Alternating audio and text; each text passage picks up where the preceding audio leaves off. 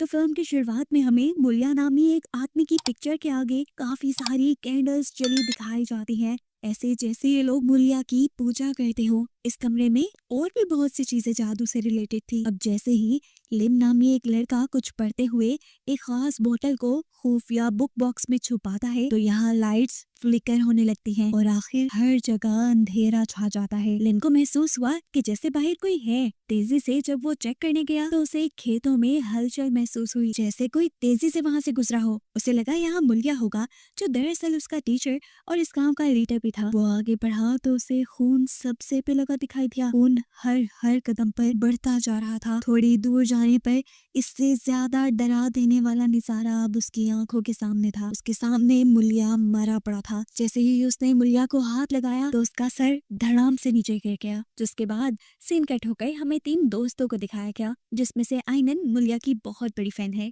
मुलिया लोगों में से इविल एनर्जीज को निकालने के लिए मशहूर है। आइनन बिल्कुल मुलिया जैसा बनना चाहती थी और अपनी दोस्त रिन के साथ यही प्रैक्टिस कर रही थी। आइनन अपनी दोस्त का सर पकड़ के जोर से हिला रही थी और उसके दोस्त पे ऊट पटांग की एक्टिंग कर रही थी। जबकि यहाँ पे इनका तीसरा दोस्त बागुस उनसे कहता है, जो तुम कर रहे हो ऐसे इवल एनर्जीज नहीं निकलती। अगर इवल एनर्जीज को तुमने अपने से दूर ही रखना है तो तुम प्रेयर्स करो। ये लोग बागुस की बात पे ज्यादा ध्यान नहीं देते। शाम हो रही थी।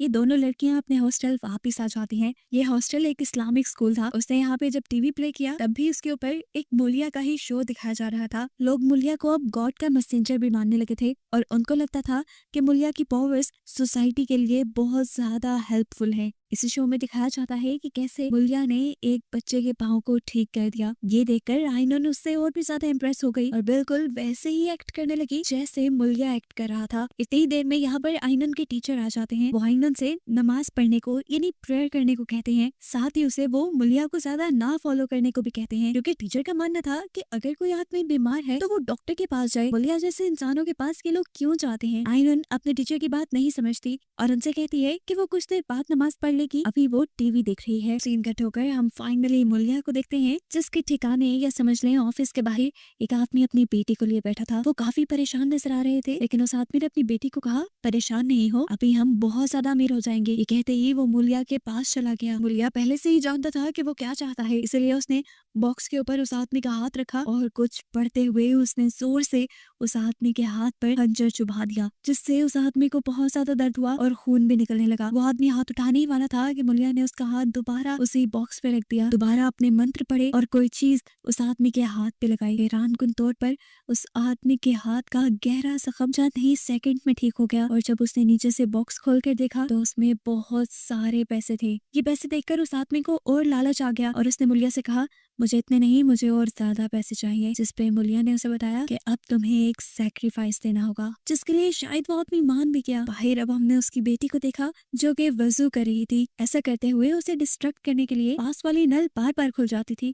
उसने कई मरतबा उसे बंद किया और फिर ये सब कुछ छोड़ छाड़ कर वो प्रेयर करने लगी। इस दौरान हमने इसके पीछे एक शैतान को भी देखा, जो अचानक से उसके बहुत करीब आ गया और सीन यहीं से कट हो गया। अब रात के सीन में हम आइनन और रिन को देखते हैं, जो मार्केट से वापस आ रही थी। क्या अचानक रिन को याद आया कि वो तो कुछ लेना भूल गई है। आइनन को यहीं छोड़कर वो भागते हुए बाजार से कुछ लेने गई और तभी यहाँ पर आइनन को एक वियन दिखाई देने लगा। ये मुलिया का वियन था। वो डार्कनेस में खड़ा था और उसने आइनन से कहा कि तुम जल्द ही मेरी जैसी बन जाओगी। ये कहते ही उसने अपने हाथ में पकड़े हुए चाकू से अपना गला काट दिया और उसके धड़ से खून निकलने लगा। आइनन बुरी तरह डर गई और वही नीचे गिर गई। रिन जब यहाँ आई तो यहाँ ऐसा कुछ भी नहीं था। वो उसे लेके दोबारा हॉस्टल चली जाती है और हॉस्टल आने पर उन्हें पता चलता है कि मुलिया सच में मर गया था। तो क्या आइनन को जो वियन दिखाई दिया था वो सच था? यहाँ पर आइनन को हिला देने के लिए एक और सच उसे पता चलता है कि वो असल में मुलिया की ही बेटी है और उवा, जिसे वो हमेशा से अपना बाप समझती आई थी, उसे तो सिर्फ आइनन की मॉम ने आइनन को सौंपा था ताकि यहाँ रहकर आइनन की तरबियत अच्छी से हो सके। वो आइनन को ये भी बताता है कि उसकी असली मॉम नहीं चाहती थी कि वो कभी भी मुलिया से मिले, लेकिन ये सब सुनने के बाद उसका उवा से ना सिर्फ एतबार उठ जाता है बल्कि उसे अब उवा से नफरत होने लगी थी और उसने फैसला कर लिया था कि वो मुलिया के फ्यूनरल पर जरूर जाएगी। उवा उसके फैसले पे दखल नहीं देता और उसको उसकी मॉम की दी हुई चीजें देकर यहाँ से चला जाता है। आइनन उन चीजों को देखते हुए अपने पास्ट को याद करके बहुत ज्यादा उदास हो गई और उसने सुबह होते ही बागोस और रिन के साथ मुलिया के फ्यूनरल पर जाने का फैसला किया। सभी हैरान थे कि इतने साल तक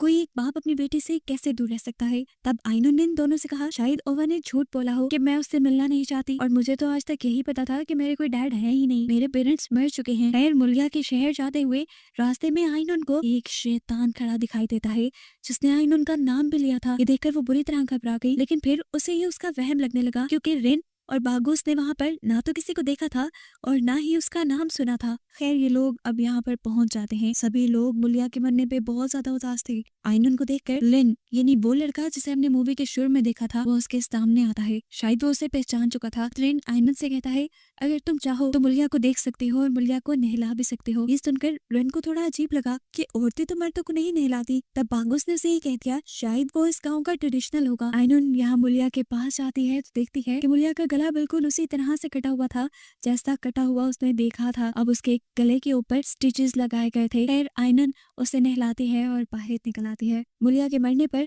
बाकी सब लोग इतना दुखी थे कि फूट फूट के रो रहे थे। अब मुलिया को दफनाने की बारी आ जाती है। हमें दिखाया जाता है कि मुलिया का चेहरा काला पड़ चुका है और उसको दफनाने से पहले भी मुस्लिम्स वाली प्रेयर्स नहीं पढ़ी जा रही बल्कि लिन यहाँ पर कुछ अजीबोगरीब प्रेयर्स पढ़ रहा था। आइनुन रिन और बागुस कुछ नहीं जानते थे। सारे रिचुअल्स करने के बाद ये लोग अब घर आ चुके थे जहाँ पर लिन आइनुन को कहता है कि आओ तुम्हारे लिए मुलिया ने कुछ छोड़ा है, मैं तुम्हें वो दिखा दूं। जब रिन और बागुस उसके साथ जाने लगे तो लिन ने इन दोनों को रोक दिया। यहाँ पर एजिन नाम की एक लड़की भी आई जो कि प्रेग्नेंट थी। आइनुन को पता चला कि वो उसकी तीसरी मॉम है। उसे देखकर आइनुन ने रिक्वेस्ट की कि प्लीज आज के दिन मेरे दोस्तों को यहीं रुकने की इजाजत दे दें। वो औरत कुछ नहीं कहती। उसके जाने के बाद बागुस और रिन बात करने लगते हैं कि शायद आइनुन को मुलिया की पावर्स मिलने वाले हैं, लेकिन ये सुनते ही वो औरत गुस्सा हो जाती है और इन दोनों को धमकी देती है कि जितना जल्दी हो सके वो दोनों यहाँ से चले जाएं और आइनुन को भी ले जाएं। उसकी बातें इन दोनों को समझ नहीं आ रही थी। यहाँ अब हम लिन और आइनुन को देखते हैं। आइनुन लिन से सवाल कर रही थी कि आखिर मेरे डैड कैसे इंसान थे और मेरे डैड को किसने इतने बुरे तरीके से मारा। ये सारी बातें बताने से पहले ही लिन वहां से चला जाता है और आइनुन को इस टाइम पर्दे के पीछे कोई इंसानी शेडो दिखाई देता है। आइनुन ने पर्दा हटाकर देखा तो वहाँ कुछ नहीं था। आइनुन जब वापस आने लगी तो दोबारा वो इंसानी साया उसके बहुत करीब आ गया। उसने आइनुन का नाम पुकारा। आइनुन खड़ी हो गई और एकदम से जब उसने पीछे मुड़ के देखा तो उस शैतान ने आइनुन के ऊपर हमला कर दिया। ये वही शैतान था जो रास्ते में भी आइनुन को दिखा था। यहाँ हम देखते हैं कि लिन इतने में ही आइनुन के लिए एक किताब ले आया था। उस टाइम तक आइनुन ने अपने आप को काफी हद तक संभाल लिया था। लिन आइनुन को कहता है कि अगर तुम जानना चाहती हो कि तुम्हारे डैड एक कैसे इंसान थे तो तुम उसके रास्ते पे चलो, और यही मुलिया भी चाहता था। ये कहकर वो एक किताब देकर उसे चला गया। इस सब के बाद लिन उसे कहकर जाता है कि रात में मैं तुम्हें मुलिया की एक खास जगह पर लेकर जाऊंगा जहाँ तुम्हें अकेले जाना होगा और शायद वहां जाकर तुम समझ जाओ कि तुम्हारे डैड एक कैसे इंसान थे। सुबह होने पर हमने देखा कि बागोस एक पास की मस्जिद में गया। हैरानकुन बात थी, ये मस्जिद बिल्कुल वीरान और गंदी थी। शायद काफी अरसे से किसी ने इसे इस्तेमाल नहीं किया। वो यहाँ पर आजान देने लगा, लेकिन ये सुनते ही जल्दी से लिन वहां आ गया और लिन ने उसे ऐसा करने से मना किया और कहा कि अगर तुम प्रेयर करना चाहते हो तो अकेले ही कर लो, हमारे गाँव का ट्रेडिशन है, यहाँ पे प्रेयर्स नहीं की जाती। ये सुनकर बागुस को अजीब तो लगा, लेकिन वो अब अकेला ही नमाज पढ़ने लगा। जब वो ऐसा कर रहा था तो उसे फील हुआ कि जैसे कोई उसके साथ साथ प्रेयर कर रहा है। जैसे ही वो सजदे में गया यानी झुका तो उसे मुलिया का कटा हुआ सर बिल्कुल उसके पास नजर आया। वो डर गया, लेकिन उसने अपनी प्रेयर नहीं तोड़ी। प्रेयर कंप्लीट करने के बाद जैसे ही उसने देखा तो उसके पास कोई भी नहीं था, और सबसे अजीब बात कि प्रे मैट उसने जिस तरफ बिछाया था वो अब उल्टा हो चुका था। वो उल्टी जगह पे प्रेयर कर रहा था। ये देखकर वो बहुत ज्यादा घबरा गया और उसने रिन और आइनुन को आकर ये सारी बात बताई कि ये जगह बहुत अजीब है, यहाँ पे तो कोई प्रेयर नहीं करता। यहाँ तक कि सालों से यहाँ के लोगों ने प्रेयर सुनी ही नहीं। रिन भी हैरान थी कि अगर यहाँ के लोग इबादत नहीं करते थे तो यहाँ पर मस्जिद बनाई क्यों गई थी। फिर उसे याद आया कि जहाँ पर इवल एनर्जीज का कब्जा हो जाए वहाँ पे लोग प्रेयर्स नहीं करते। खैर अगले सीन में हमें दिखाया गया कि आइनुन और रिन एक साथ बैठे हुए थे। रिन अपने नेल्स काट रही थी, तभी अचानक उसका अंगूठा भी कट गया। ये देखकर वो फौरन आइनुन के पास आई और आइनुन ने बड़े ही अजीब मुलिया वाले तरीके से उससे कहा कि तुम्हें मुझ पर यकीन रखना होगा। रिन उसे देखकर परेशान हो जाती है। पीछे से अब हम बागुस को देखते हैं जो आइनुन के कमरे के पास था। इतने में ही पीछे से यहाँ पर आइनुन आ जाती है और उससे रिन के बारे में पूछती है। रिन को काफी देर से इन दोनों ने नहीं देखा था। ये लोग जब कमरे के अंदर गए तो रिन अंदर बैठी थी और अचानक रिन के सामने बैठी हुई आइनुन वहां से गायब हो गई। इसका साफ मतलब था कि असली आइनुन अगर उसके पीछे थी तो जो इतनी देर से रिन से बात कर रही थी वो असल में कोई शैतान था। रिन ने इस टाइम अपना रिकॉर्डिंग कैम भी ऑन किया हुआ था। उसने जब अपने कैमरा में देखा तो वाकई में ही वो अकेले बात कर रही थी अपने आप से और वहाँ आइनुन नहीं थी। ये सब देखने के बाद तो ये लोग और भी ज्यादा डर जाते हैं और ये लोग फैसला करते हैं कि ये लोग वापस हॉस्टल चले जाएंगे। लेकिन आइनुन ने उनसे कहा कि वो अपने डैड के रास्ते पर चलना चाहती है। अगर वो दोनों उसे छोड़कर जाना चाहते हैं तो बेशक सुबह को चले जाएं। बागुस इसकी बातें सुनकर हैरान था। वो अब उस किताब को लेना चाहता था जो आइनुन के पास थी। वो आखिर देखना चाहता था कि इस किताब में है क्या, लेकिन आइनुन उसे वो किताब नहीं देती और गुस्से में वहां से चली जाती है। अब सीन कट होकर हमें मूवी में एक नए कैरेक्टर, एक छोटे बच्चे को दिखाया जाता है जो कि आइनुन की तीसरी मॉम के साथ रहता है और ये असल में आइनुन की दूसरी मॉम का बेटा है। ये बच्चा रहमत अपनी मॉम से पूछता है कि आखिर आइनुन यहाँ क्यों आई है, लेकिन उसकी मॉम के पास इस चीज का कोई जवाब नहीं था। रात में हम देखते हैं कि एजेंट जब सोई हुई थी तो उसे अपने बेड की चादर में कोई बैठा दिखाई दिया। उसने टॉर्च ऑन करके देखा कि उसका बेटा रहमत ही था जो उसे उठ के बैठने को कहता है। वो काफी ज्यादा डरा हुआ था। एजेंट ने उससे पूछा क्या हुआ है मेरे बेटे। तब उसने बताया कि मुलिया मुझे घर में चलता हुआ दिखाई देता है। ये सुनकर वो भी डर गई। इन्होंने हल्की सी चादर उठाई और कमरे में देखा, सच में उन्हें मुलिया के पांव चलते हुए नजर आ रहे थे। ये दोनों डर गए।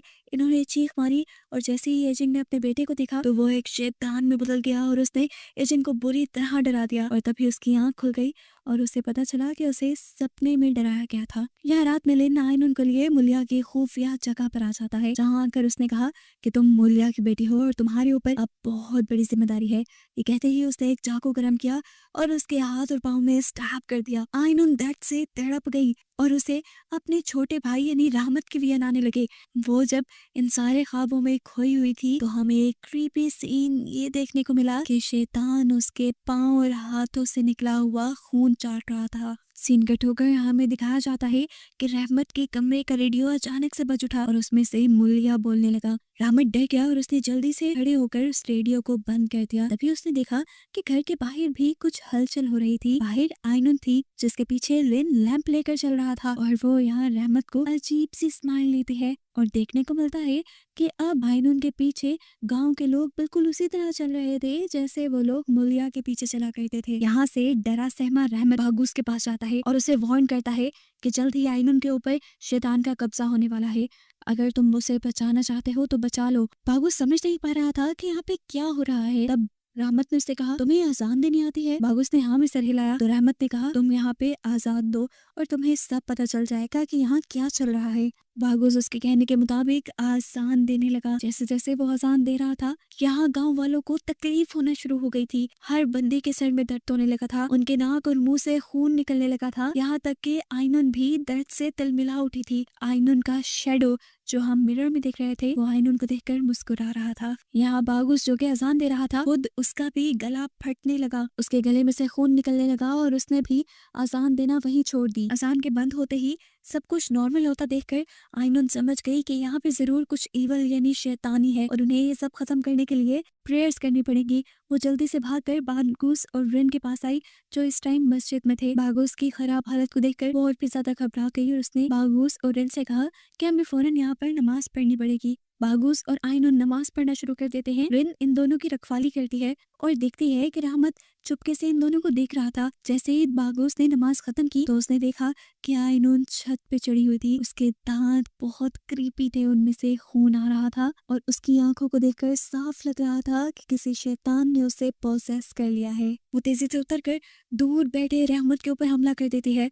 इससे पहले कि वो रहमत का गला घोटकर उसे मार देती, यहाँ पर एजिंग आ जाती है जो उससे रहमत को बचा लेती है। रहमत के दूर होते ही आइनुन को होश तो आ गया था लेकिन अब उसे कुछ याद नहीं था कि इस टाइम उसने किया क्या है। ये सब अब घर आ गए थे। उससे मैं बेजिंग बागुस और रिन से कहती है कि तुम लोग हमारे गांव की ट्रेडिशंस की इज्जत नहीं कर रहे हो। ऐसा करने पे हमारे पूरे गांव वालों को तकलीफ हुई है।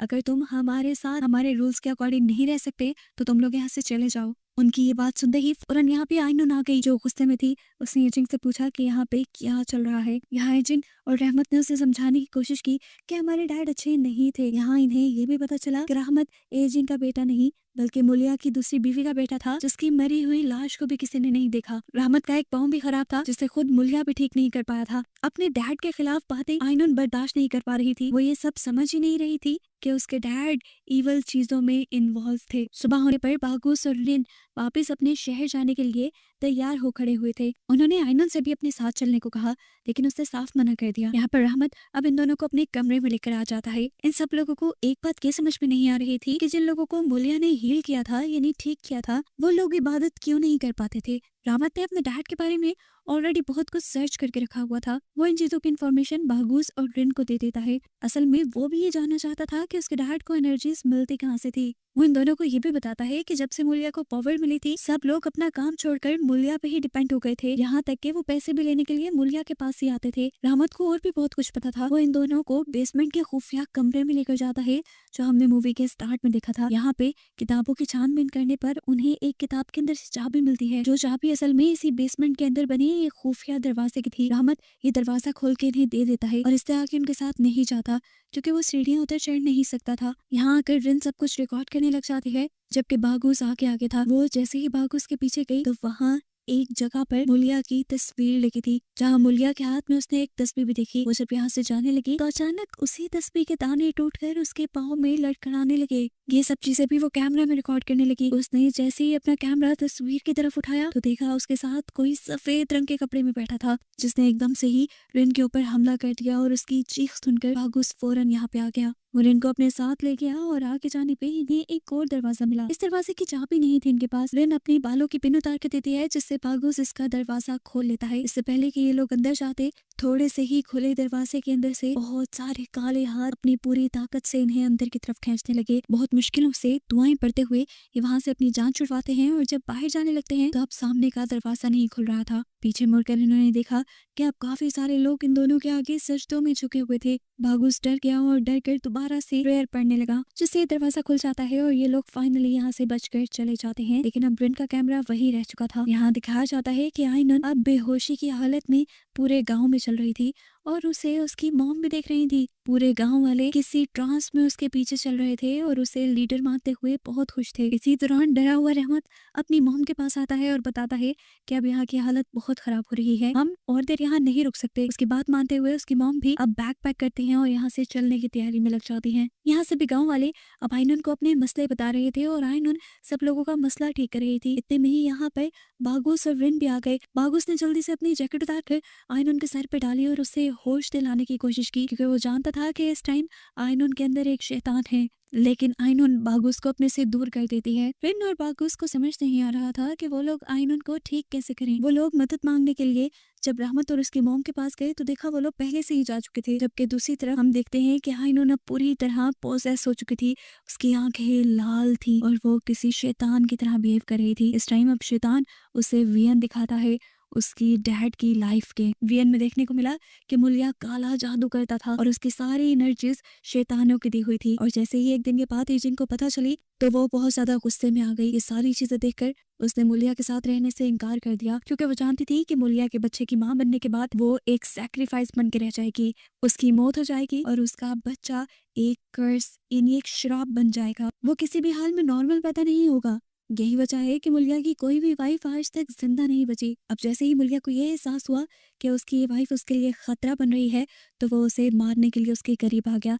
इससे पहले कि वो गला घोटकर उसको मार देता, पीछे से रहमत यहाँ आ गया और उसने चाकू उठाते हुए मुलिया का सर धड़ से अलग कर दिया, उसका मर्डर कर दिया। और इसी मर्डर को छुपाने के लिए उन दोनों ने असल में मुलिया की लाश को जंगलों में रख दिया था। यहाँ मुलिया के कमरे में अब सभी लोग मुलिया की तरह आयनन के सामने झुके हुए थे। अपना वियन पूरा होते ही आयनन फौरन ही जंगलों की तरफ भागती है, क्योंकि वो जान गई थी कि रहमत और उसकी मॉम भाग रहे हैं। वो रहमत से अपने डैड की मौत का बदला लेना चाहती थी। जैसे ही उसने आकर रहमत पर हमला किया, उसकी मॉम ने पीछे से अपने बेटे को बचाने की कोशिश की। उसने आयनन के पाँव पकड़ लिए और एक नोकीली चीज उसके पाँव में स्टैब करने लगी। गुस्से में पोसेस हुई आयनन एजिंग के ही पीछे पड़ गई। रहमत वहां से भाग गया, जिससे रास्ते में बागूस मिल गया। बागूस फौरन इन दोनों से मदद मांगता है अपनी मॉम को बचाने के लिए, लेकिन जब ये लोग वापस आए तो वो दोनों यहाँ से गायब थीं। ये लोग अब जल्दी से उन दोनों को बचाने के लिए मुलिया के बेसमेंट में जाते हैं। वो जानते थे यहाँ पर इस जादू के तोड़ का कोई तरीका होगा। इन्हें यहाँ पे एक पेज से पता चला कि जिस इंसान के ऊपर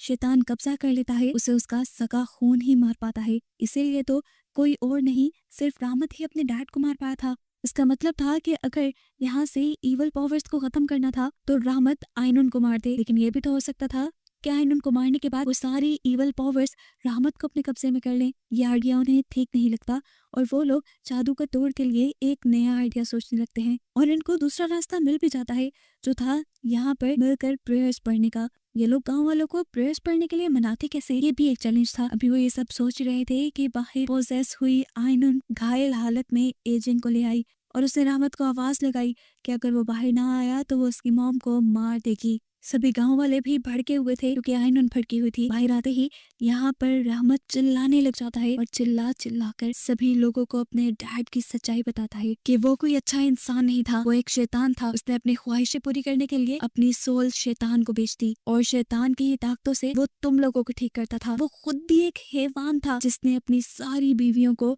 सेक्रीफाइस के लिए मार दिया और अपने बच्चों को बस एक कर्ज, एक श्राप बना कर रख दिया। देखो मेरी हालत, मैं चल नहीं सकता। कभी सोचा है तुमने, मुलिया सबको ठीक करता था लेकिन वो कभी मुझे नहीं ठीक कर पाया। उसकी बातें सुनकर आयनन को बहुत ज्यादा गुस्सा आ जाता है और वो रहमत को मारने के लिए आगे बढ़ती है, लेकिन इस मर्तबा दोबारा एजेंट अपने बेटे को बचाने के लिए उसके पांव पकड़ लेते हैं। आयनन के अंदर मौजूद शैतान का गुस्सा डबल से भी ज्यादा हो जाता है और वो यहाँ पड़े एक पत्थर को उठाकर जोर जोर से एजेंट के सर पे मार के उसे खत्म कर देता है। ये सारा वाकया देखने के बाद सभी गांव वाले समझ गए थे कि आयनन कोई इंसान नहीं है बल्कि उसके अंदर शैतान है। ये सब लोग मिलकर आयनन को अब एक दरख्त से बांध देते हैं और इतनी ही देर में यहाँ पर लिन आ जाता है। मालूम होता है कि ये सारा प्लान लिन का था। असल में उसकी बेटी बीमार थी और उसका इलाज करने से पहले ही मुलिया मर गया। वो जानता था कि मुलिया के पावर्स उसकी ब्लड लाइन का ही कोई ले सकता है, इसीलिए उसने जानबूझकर उसकी मौत की खबर फैलाई और आयनन को यहाँ बुलाया और खुद ही रिचुअल्स करके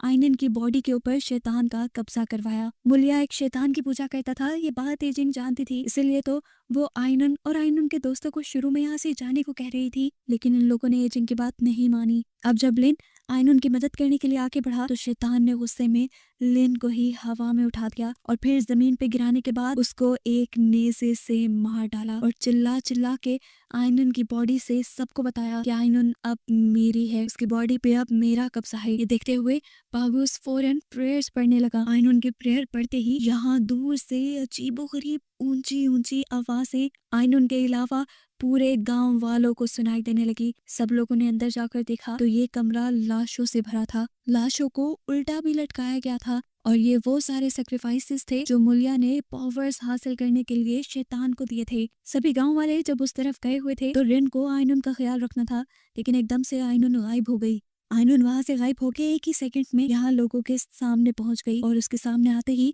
ये सारी की सारी लाशें उसके सामने सजदे में झुक गई। गांव वाले भी ये अजीब मंजर देखकर डर गए और वो शैतान आयनन की बॉडी में हंसने लगा। उसने बताया कि मुझ पे यकीन रखकर इस पूरे गांव ने गॉड पे से बिलीफ छोड़ दिया था। ये कहने के बाद शैतान सभी को अपने सामने झुका लेता है। आयनन भी झुका था लेकिन पूरी तरह नहीं, क्योंकि वो गॉड को मानता था। वो जोर जोर से अब प्रेयर्स पढ़ने लगा और उसके पीछे गांव वालों ने भी प्रेयर्स पढ़ना शुरू कर दी इस शैतान से छुटकारा पाने के लिए। सभी लोगों के मिलकर ऐसा करने की वजह से आयनन जमीन पर गिर गई और उसकी बॉडी में शैतान तड़पने लगा और आखिर वो आयनन की बॉडी को छोड़ देता है। आयनन के छूटने के बाद ये लोग जल्दी से साफ सुथरे कपड़े पहनते हैं और एक साथ मिलकर प्रेयर्स करना शुरू कर देते हैं और अपनी गुनाहों की माफी मांगते हैं। जो करते हुए रिन नोटिस करती है कि उसके हाथ की तस्बीह टूट गई है और तस्बीह के दाने टूटकर आयनन की जगह पे गए हैं। उसने जब वहाँ पे आयनन को देखा तो आयनन इस वक्त भी पोजेस हालत में थी और शैतान उसे अभी भी वरगला रहा था उसके डैड के नक्शे कदम पर चलने के लिए। लेकिन आयनन के अंदर तो एक अच्छी सोल थी, वो हमेशा से गॉड को मानती आई थी और इस वक्त भी जब वो गॉड पे बिलीफ रखती है तो शैतान हार कर उसकी बॉडी से निकल जाता है, जिसके बाद आयनन दोबारा अपनी प्रेयर्स पढ़ने लग जाती है और शैतान का कब्जा यहाँ से खत्म हो जाता है। जिसके बाद अगली सुबह हमें एजेंट का फ्यूनरल दिखाया जाता है। सब लोग उसके मरने पे बहुत दुखी थे। साथ ही साथ यहाँ पे जितनी भी लाशें थी जिनका सेक्रीफाइस मुलिया ने करवाया था उन सभी लाशों को भी दफना दिया गया था। इस टाइम हम देखते हैं कि यहाँ आयनन से मिलने के लिए उसके डैड हुआ आए थे जिन्होंने उसे पूरी जिंदगी पाला था। आयनन उन्हें देखते ही खुश हो गई। उसने अपने डैड का शुक्रिया अदा किया कि उन्होंने उसे सीधा रास्ता दिखाया था और उसी की वजह से आज वो बच गई है। मूवी के एंड पे हम देखते हैं कि बागुस ने ओवा को मुलिया की वो शैतानी बुक दे दी थी जिससे वो शैतान की पावर्स लिया करता था। उसे कहता है कि इसे किसी बड़े आलिम को देकर इसकी पावर्स को खत्म कर दिया जाए। सबका भी यही ख्याल था। ये सब लोग अब रहमत के साथ मिलकर यहाँ रहने वाले थे और यहाँ के गांव वालों की मदद करने वाले थे और बस यही दिखाते हुए ये कहानियां खत्म हो जाती है।